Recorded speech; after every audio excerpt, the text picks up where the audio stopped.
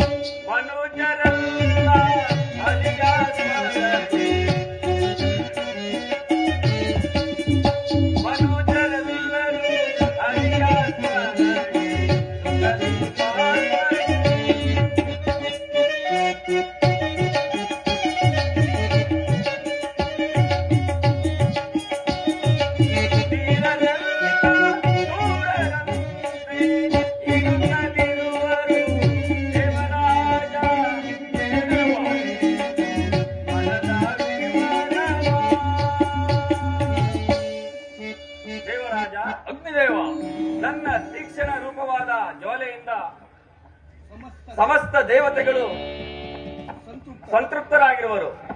ಅಲ್ಲದೆ ನನ್ನ ಶಾಖದಿಂದ ಉಂಟಾಗುವ ಜ್ವಾಲೆಯು ಮಾನವರ ಯಜ್ಞ ಯಾಗಾದಿಗಳಿಂದ ಉಂಟಾಗುವ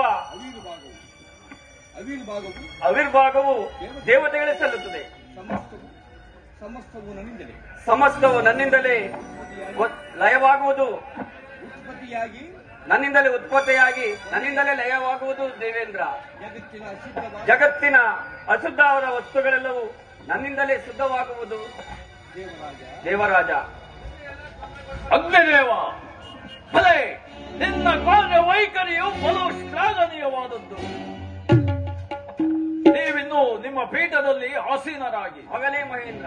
ಯಮರಾಜ ಮಹೇಂದ್ರ, ಆ ನಿನ್ನ ಯಮಸಾಮ್ರಾಜ್ಯದಲ್ಲಿ ನಿನ್ನ ಕಾರ್ಯಭಾರ ಯಾವ ರೀತಿ ಇದೆ ಎಂಬುದನ್ನು ಈ ಸಭೆಯಲ್ಲಿ ಸವಿಸ್ತಾರವಾಗಿ ತಿಳಿಸುವಂತ